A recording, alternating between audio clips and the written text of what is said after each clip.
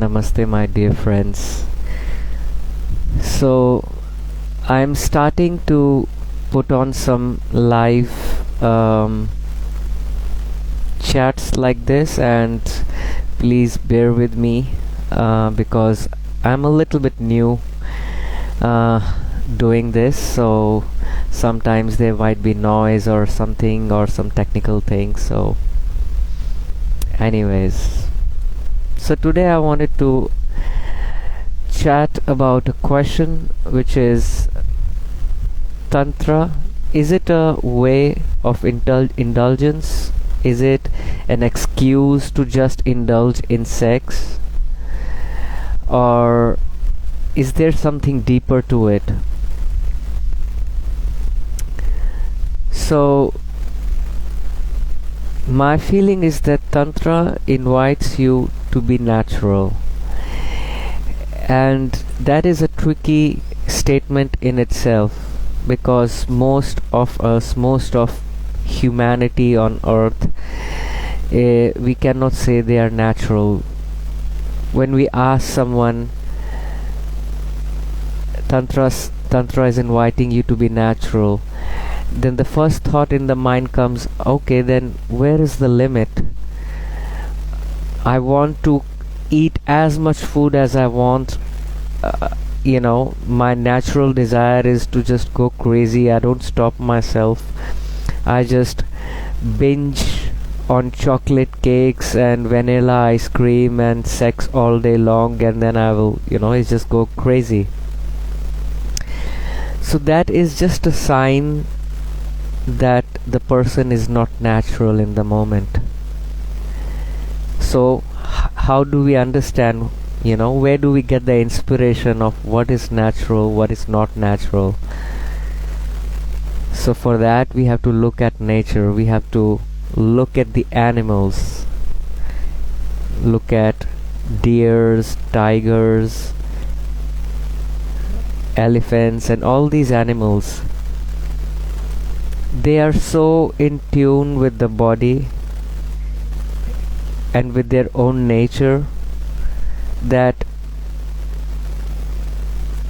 they are not even sexual at other times of the year.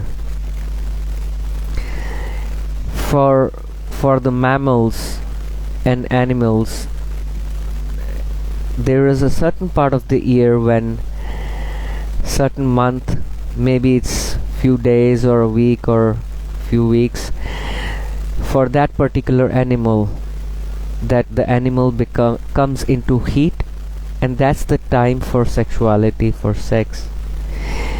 And then the animal goes into sex, and outside of that there is no thoughts, no thinking about sex. It does not have to do anything with sex outside of that time.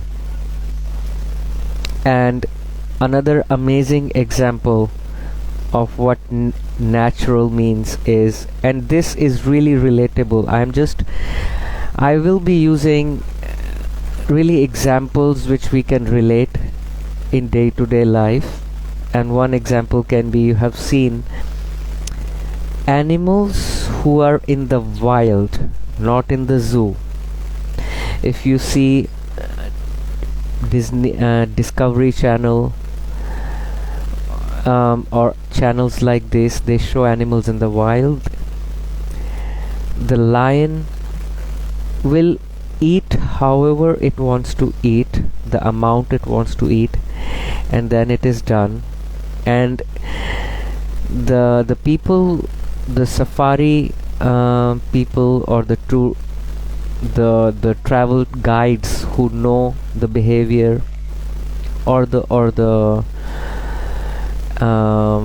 animal specialists who have been studying the behavior of animals, they know that it is relatively safe to go around the lions because he is completely fed. He has just had a big meal, and now it is no longer in need for any more food. So it is only humans who tend to really, keep on eating, keep on. Sorry about that. There's some noise happening right now. Hopefully it will go away in some moment. So it is only humans that keep on binge eating. They look at the clock. Oh, it's 1 o'clock in the morning, in the afternoon or whatever, and I just want to keep on eating. But with animals it's not the same, and it's the same with sexuality as well. Animals, once they enter into sex, they are completely into it, and when they come out, it's completely gone. It's not in the mind. It is just a completely physical. It goes through the body completely. And the energy passes through the body completely. Whereas in humans, this sexual act never gets completed in the true sense, because there are many layers to it. We can get to that at a later point of time, but I will stick to the question whether Tantra is it an indulgence. So because we are not able to enter the sex act fully and with totality, we are trying to compensate it with the mind. 24 hours we are thinking about it. We are sexualizing everything. Yes. And also the body is not that alive.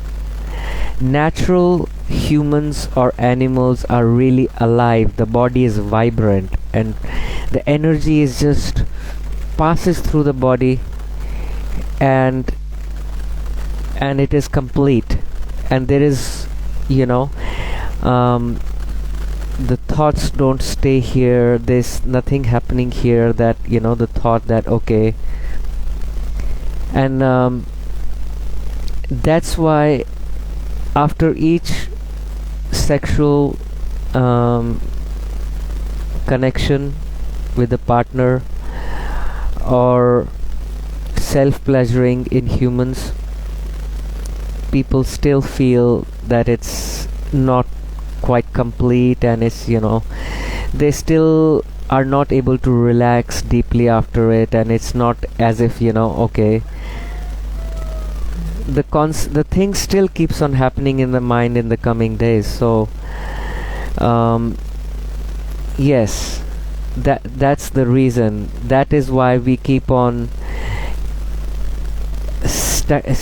indulging in it, because we are not able to really enjoy it fully when the moment comes.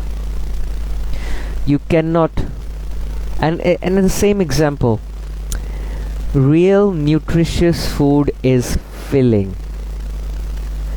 You cannot have too much of nutritious food, too much of healthy nutritious food, but you can overfeed yourself with fake foods, junk foods. You keep on eating, they're never filling.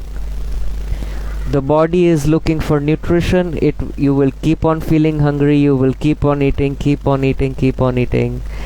and it is just creating indulgence, but it is not creating any satisfaction. So Tantra says the same thing about food also. What it says about sexuality is be natural about food. Let the body be natural. Enjoy food. Enjoy natural food. And the same thing about sex and all aspects of life. So yes, my understanding of Tantra is that in fact this is the only one of the very rare and few sciences that has come from the divine grace from above that helps us to really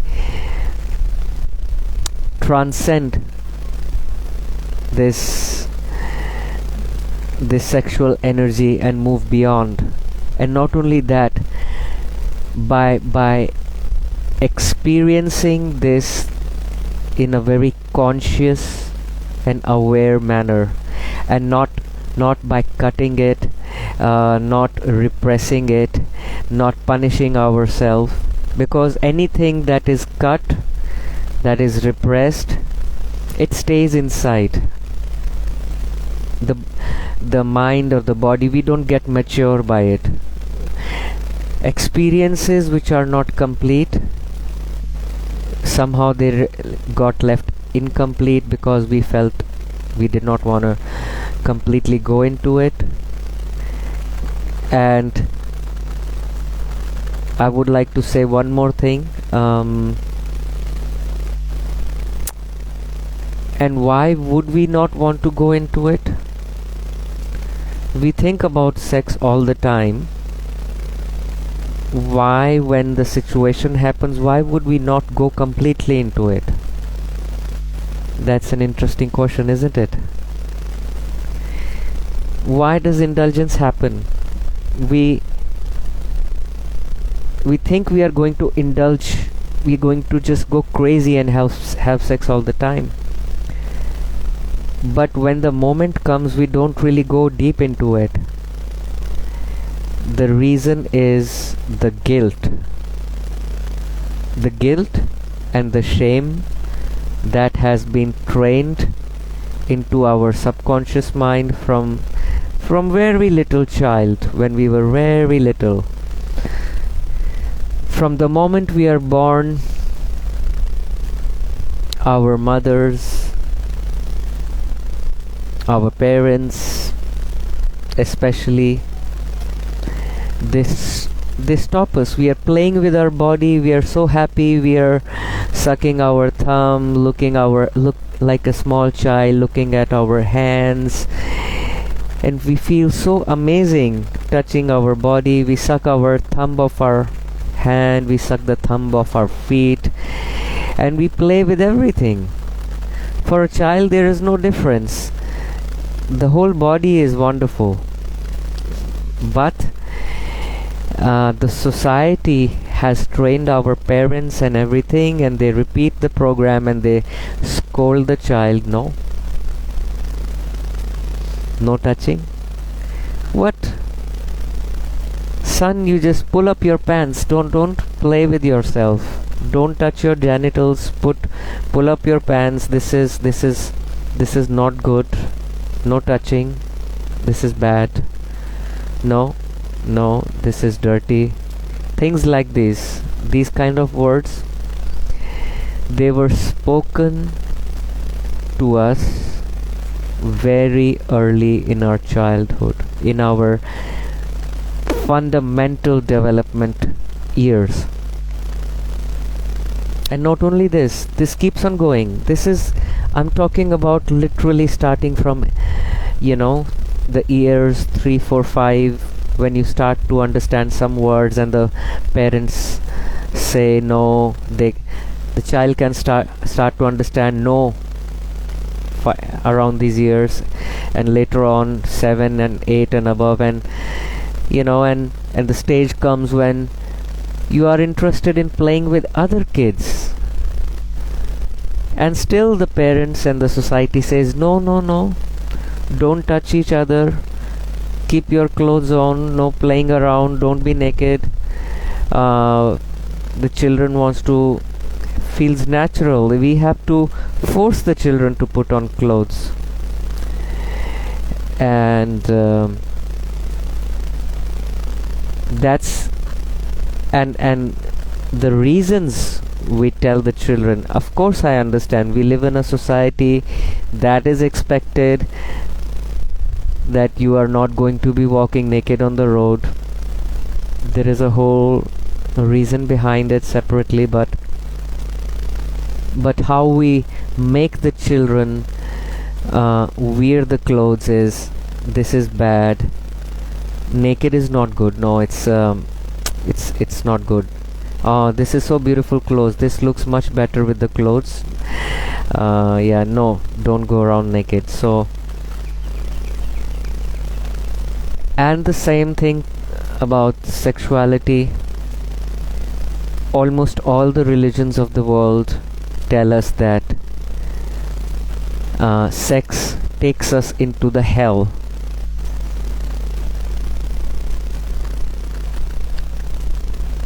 Almost all religions, the big established religions, including Christianity, Hinduism, Islam, and many other religions. In these religions, virginity is really, really, really praised, and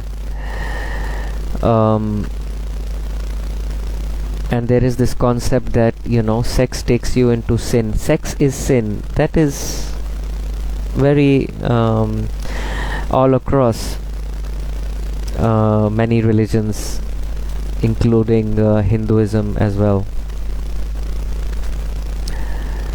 So this is inside the deep unconscious mind. You're not consciously thinking of it. When does it come up? The moment you are going deep into a loving connection with a man or a woman, it's really, it's the intimate moment. It's love. Sexual connection is also love energy, and you are coming close with a man or a woman in a loving connection, in a sexual connection, and all these unconscious things inside, they start bubbling up, even though you may not recognize it, what exactly the thoughts are coming, but something feels uncomfortable. You're a little bit in a hurry, little bit uncomfortable, you feel little bit, something maybe not quite right. For some people it may be more clear, maybe more direct, like, oh, this is dirty, I have to just do it and get it finished with. So it can change, depend on the people to people also. So when you go into sexual divine act in such a way, filled with shame, guilt, fear, thoughts that this is something that's going to take you into hell, and then no, it should not be done, this is not right, all these thoughts coming, do you think you're going to enjoy this? This was the moment of indulgence. This was it. Do you think you are going to indulge in it? This was the moment when all this fear and shame is going to come up. You are going to quickly get the job done and finished, like putting petrol in a petrol tank.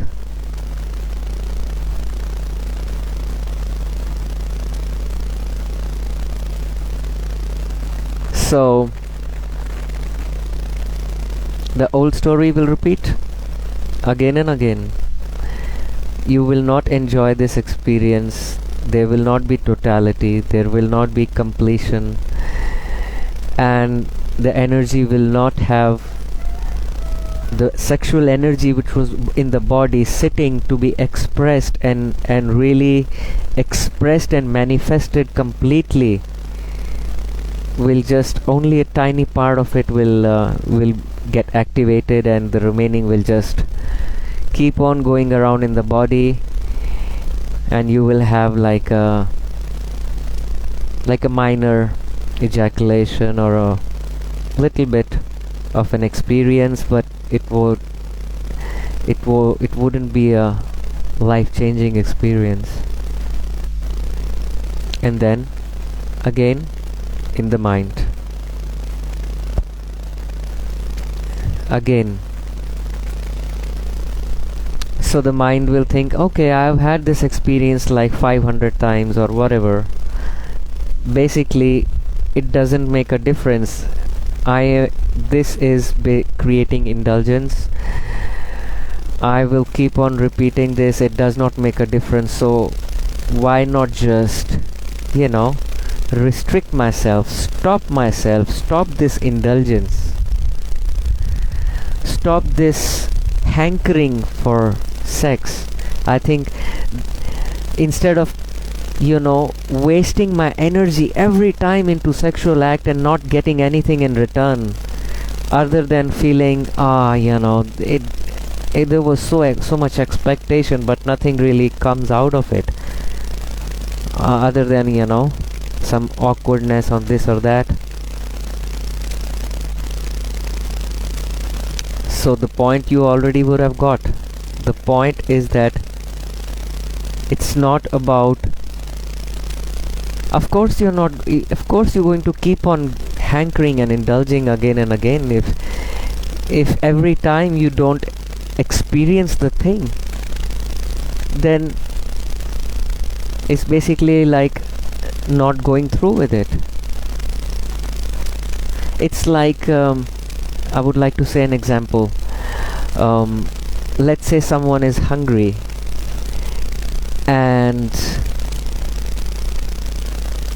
there is lot of food options around and they have been hungry for maybe couple of days. They haven't had good meal for some reason. There's amazing foods available in the restaurant, and the person comes to the restaurant and just starts eating the potato crisps. There's amazing food there on the table. He just starts eating potato crisps from morning to afternoon, But he's been hungry for 2 days. Body wants something beautiful, nutritious. It doesn't matter. He's gonna eat potato crisps for like evening, and he will keep on eating after every half an hour, after 1 hour. Same thing with Coke also. He will keep on drinking Coke. It will not satisfy. And another example. Real water quenches thirst. Real water quenches the thirst.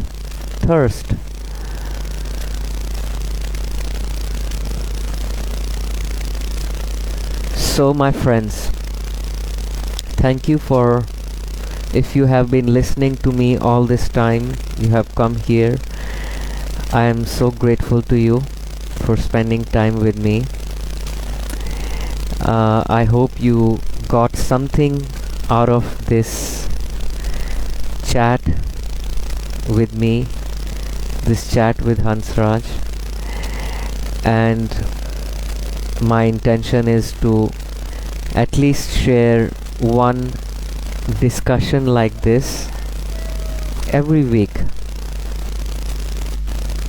A really intense, a really authentic discussion about Tantra, about life problems, about relationships, about food, about the body, the temple, and everything that is really key in this Tantra journey of realizing the truth inside. So I look forward to seeing you soon next week. Enjoy your week and see you soon. Bye. Goodbye.